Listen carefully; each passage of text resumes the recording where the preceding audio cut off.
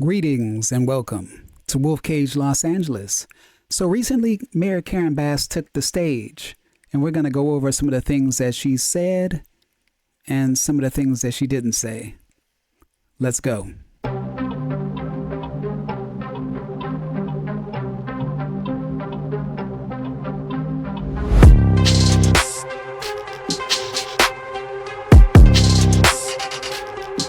The aftermath of this disaster weighs on our city, which already had huge challenges before us.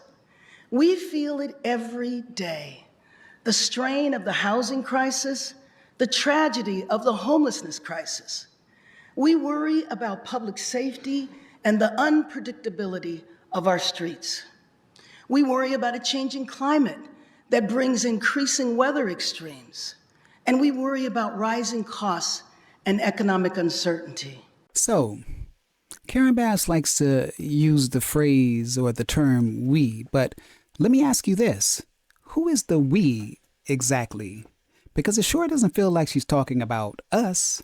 She's not standing in line at a local food bank wondering how to stretch a few bucks into dinner for a family. No. She's not stepping over tents on broken sidewalks or dodging aggressive panhandlers just to get to work. No. And she's definitely not the one lying awake at night, hoping the sirens outside of her window don't mean another shooting on her block.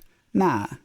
She's on the other side of the wall, protected, isolated, removed from the chaos that folks like me live with every single day in Los Angeles. Let's be honest, homelessness has turned entire neighborhoods into open-air encampments. If I remember correctly, as of last count, over 75,000 people are living on the streets in LA County alone. That's not just a crisis. That's a complete failure. But somehow the policies keep favoring political optics over practical solutions. And you have to ask yourself why. And while everyday Angelenos are rationing groceries and praying their car doesn't get broken into, Mayor Karen Bass is still pushing sanctuary policies, still funneling our hard-earned tax dollars away from our communities. Ask yourself, where are the resources for our streets? Where are the patrols, the treatment programs, the housing with real accountability? All it seems that we get is press conferences. We get photo ops. We get the illusion of action with no impact. This is not leadership. This is a farce.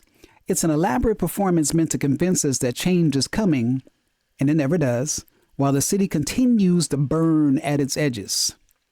The people of Los Angeles, we, the people of Los Angeles, deserve more than empty words and deflected blame. We deserve policies that protect us. We deserve streets that we can walk on, homes that we can afford, and leaders who actually feel what we feel. Because if your we doesn't include the rest of us, then maybe it's time for a new we. Today, I want to talk about and confront what isn't working, investing in what is, and delivering results. First of all, we must reform how our city works, and we must rebuild a city that works better for everyone that calls LA home.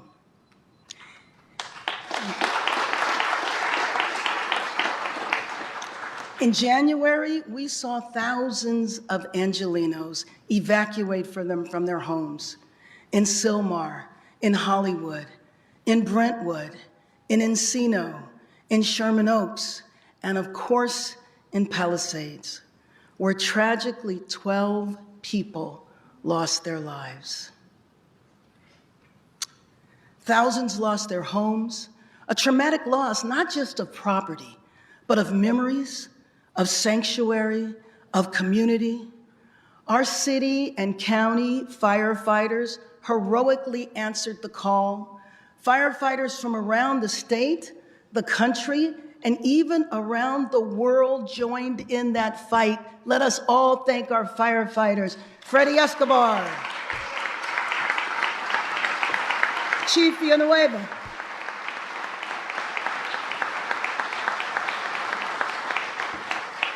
After the fires were out, Angelenos with resilience and resolve asked, how can we rebuild our homes and when can we go home? Because home is at the heart of healing, and that has been the North Star of our recovery efforts, to get people home.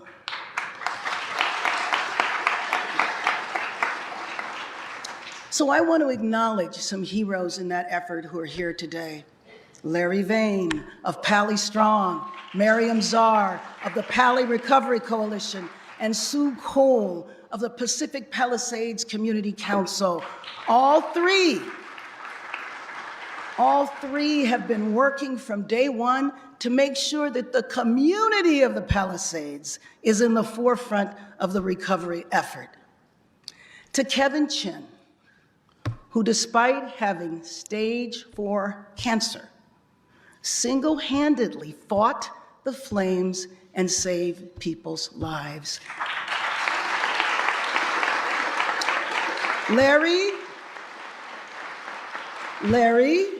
Marion, Sue, Kevin, please stand so we can congratulate you, applaud you, and thank you again.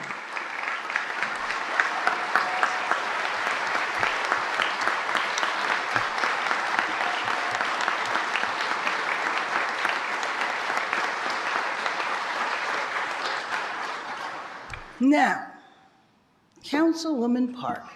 I'm not sure I need to say more than that. Councilwoman Park, let me thank you for your leadership, for your support, for standing up for your constituents every day. You push the city, the county, the state, and the federal government to do more and to do it faster and to get the job done on behalf of Palisades. Please stand. Please stand.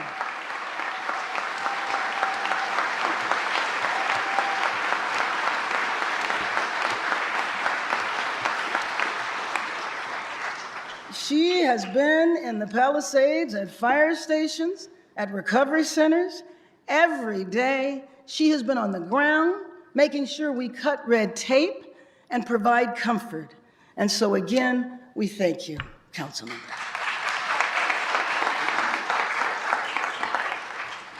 Now, let's talk about Karen Bass and her so-called plan to reform LA city operations. Now, this sounds great on paper, but here's the question that matters most. What has she actually done so far? Karen Bass has been in office for over a year now. And if this is what reform looks like, then someone must have switched the blueprint with the disaster plan. Los Angeles is in total shambles. We're not talking about some minor city hiccups like she's making it seem. We're talking about a full-blown urban unraveling. From homelessness to crime to broken infrastructure, the city is literally crying out for leadership. I'm talking about visible, vocal, accountable leadership. If Karen Bass were truly invested in turning the ship around, she'd be on TV every single day, updating us, explaining her vision, asking the citizens for help, rallying volunteers, mobilizing communities, showing her face in the neighborhoods most affected. But instead, crickets. There's no urgency. There's no visible plan. No proof at all that she's truly working for us, the people of Los Angeles. All I see is just political ambitions. And let's be real, it feels like her eyes are already on the next office, already on the next step up, the next donor dinner, or the next national endorsement. And it makes you wonder, who is she really working for? Because it sure isn't the residents of South Central. It sure isn't the small business owners in Van Nuys. It sure isn't the parents in Boyle Heights wondering if their kids are safe walking home from school. Nah. Today, in reporting on the state of our city, I report to Los Angeles that the recovery in the Palisades is on track to be the fastest in California history.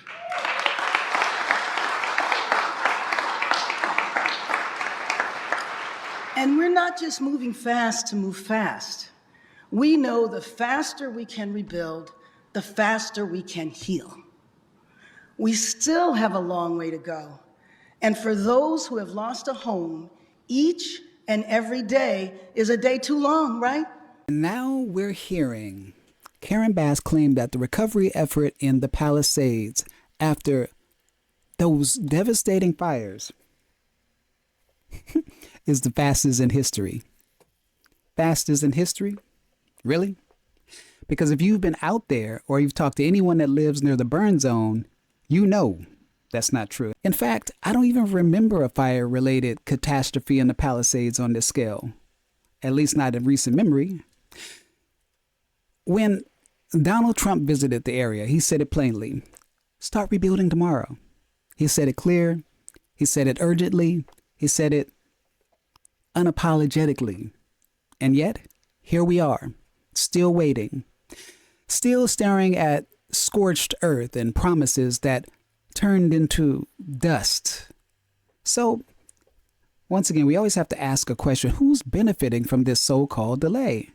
Because it's not the homeowners. It's not the local business owners who lost everything and are still stuck in some sort of bureaucratic limbo. It's definitely not the wealthy residents of the Palisades who, believe it or not, are now being silenced. Yes, they are being silenced too. You think when the rich and well-connected start complaining like Mel Gibson and others, someone in City Hall would jump. But for some reason, not this time. Why? Because it seems like this silence is intentional. There is a quiet, deliberate effort to keep people out of the rebuilding process, to block recovery, to delay construction. And why? I think it's because they have other plans for that land. Plans that they do not want us knowing about, but some of us are on to it. Plans that don't include the current residents or the original community. Have you noticed the media is not covering this? It was only in January. The politicians are dodging questions, and Karen Bass, well, she's spinning a narrative that no one's buying anymore, but she keeps spinning it. It's becoming more and more obvious she's not acting independently. I think she's backed, maybe even bought by people with a very different agenda for the Palisades, an agenda that has nothing to do with recovery and everything to do with control. The question is, who's really pulling the strings? Who's investing in this silence? And what do they stand to gain? Because make no mistake, Angelinos are waking up, and we're starting to see through all the smoke and mirrors. Los Angeles, I assure you, rebuilding is underway.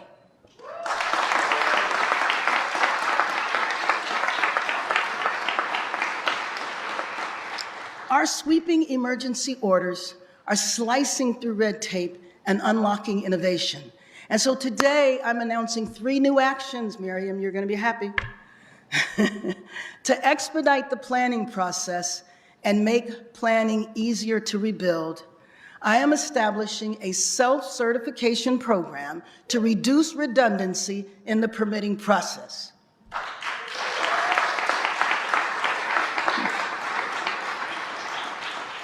We will launch an initiative to start using innovative AI technology to accelerate and support the city's permit process. Now, if successful, we will take both of these new initiatives citywide to accelerate building everywhere.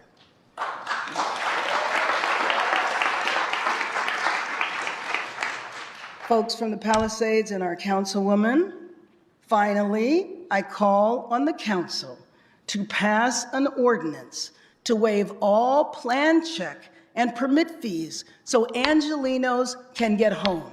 So here she's talking about innovative actions to speed up LA's recovery. Sounds like progress, right?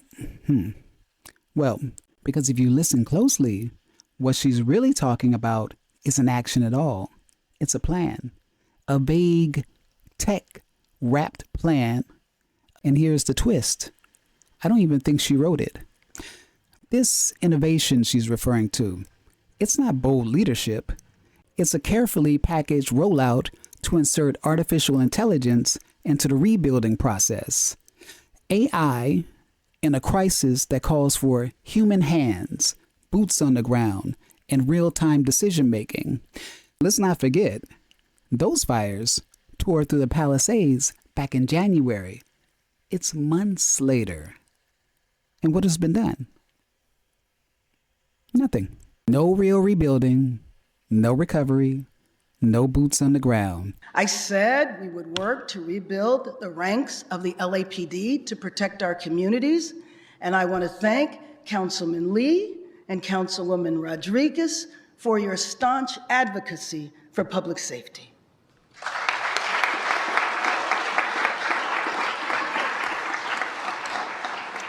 And I'm pleased to report that we have hit a 4-year high of applications to join the LAPD. But the frustrating part is that the city's broken system now stands in the way of actually hiring those applicants. So now, Karen Bass is standing at the podium celebrating a so-called 4-year high in LAPD applications. She's calling it a rebuilding of the police department. Let's get real. The only reason the LAPD and LAFD staffing levels collapsed in the first place is because of decisions made by the same leadership, Democrats, now pretending to fix it. Let's rewind the tape. Remember the jab mandates? Dozens, if not hundreds, of officers, of firefighters were either fired or forced to walk away because they wouldn't take an injection. No exemptions, no discussion, no room for personal freedom. And that wasn't about safety. That was about control. They created a staffing shortage. They engineered the crisis. The goal wasn't to protect you. It wasn't to build a stronger force. It was to purge the ranks of anyone who might say no. So now we're supposed to believe that these new applicants, this sudden wave of recruits, is a sign of recovery? Nah, it's something else. It's about rebuilding the department so that they can control it from the top down. A department filled with people who know, step out of line and you're gone. The homelessness crisis is a humanitarian crisis, and it affects everyone. Those without a home and those who worry about what they see outside of their home. We have made significant progress, but we still have much further to go. So first of all, I want to thank Council Member Rahman, Chair of the Housing and Homelessness Committee.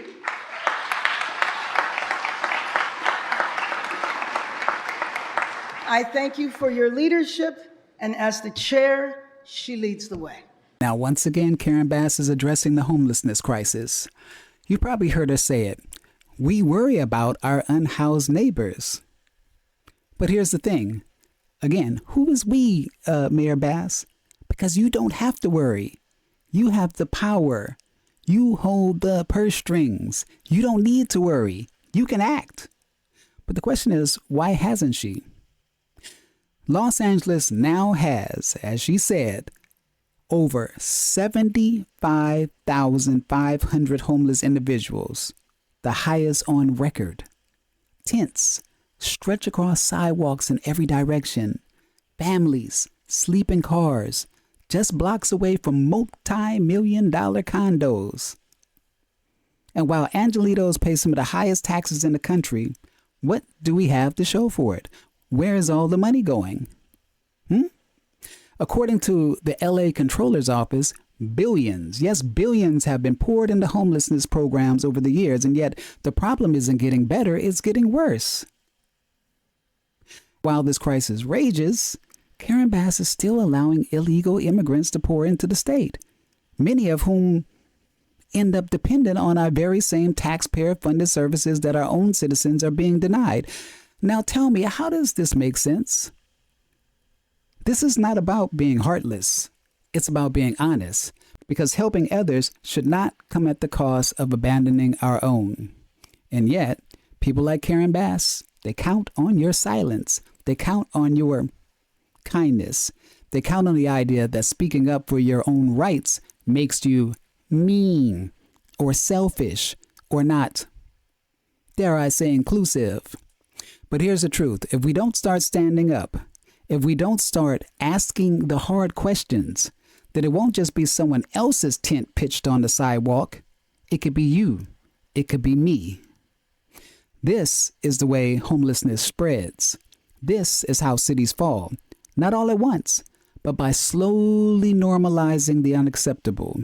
So the next time Karen Bass says, "we worry," ask yourself, is she really worried? Or is she just reading another line while the city crumbles behind her?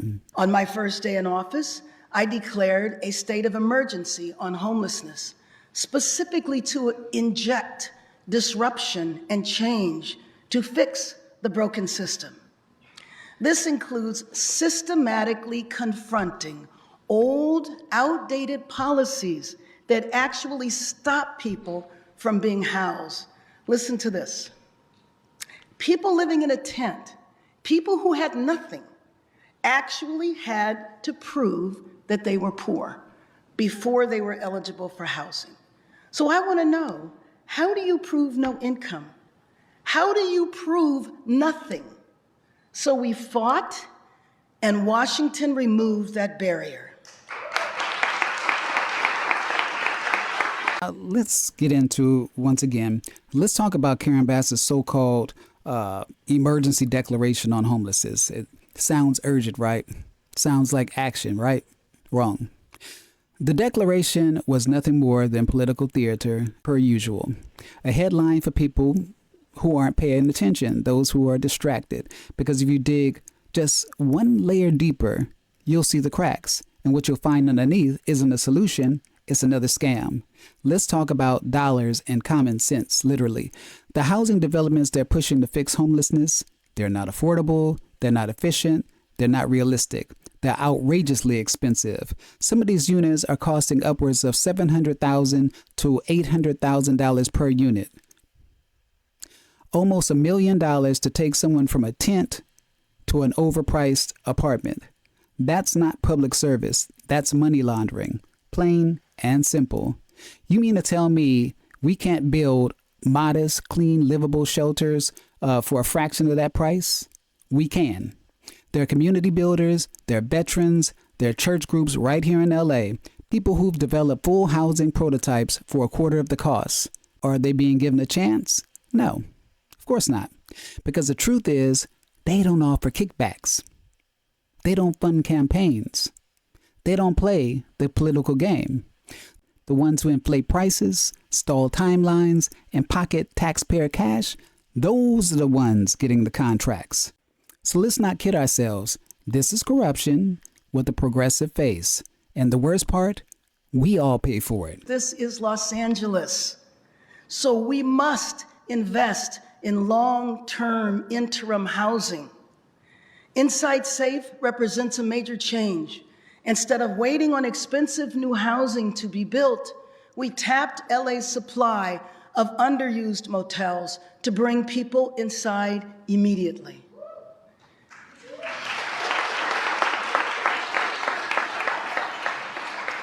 Inside Safe has cleared thousands of tents outside of schools, storefronts, and homes citywide. But given that, we know that motels alone are not financially sustainable.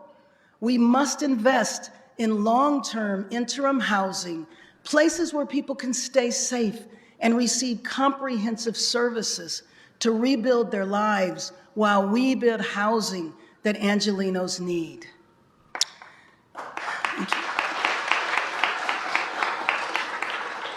We are already proving new models for immediately making housing available at much lower costs. Now to wrap this up, let's talk about the latest headline. Karen Bass is touting a 10% reduction in street homelessness. If you live in Los Angeles, you know that's a lie. I've lived here my whole life. I've never seen the streets this bad. There's trash everywhere. Rats scurrying around in broad daylight. Old furniture piling up on every corner. Potholes that have been here so long you think they were permanent fixtures. Filth, decay, neglect, everywhere you look. But Karen Bass, she's not speaking to you. She's speaking to the wealthy elites and gated communities who don't have to see this every day. She's speaking to the politicians, the donors, the people around the world who have no idea what's really happening in the city. She's spinning a narrative for people far removed from the truth, hoping that you'll buy into the illusion. But those who live here, we're the ones with the consequences of her incompetence. It's clear. Karen Bass needs to go. It's clear. Gavin Newsom needs to go. We need a full overhaul of the entire political machine here in California. Because, let me tell you something, it's not just a little corrupt. It's extremely corrupt. And it's time we put it into it. It's time we demand real change. No more broken promises. Now, if you've enjoyed this, make sure you like, subscribe, and share. I am Wolf Kage, and this has been Wolf Kage Los Angeles. Until the next time, peace.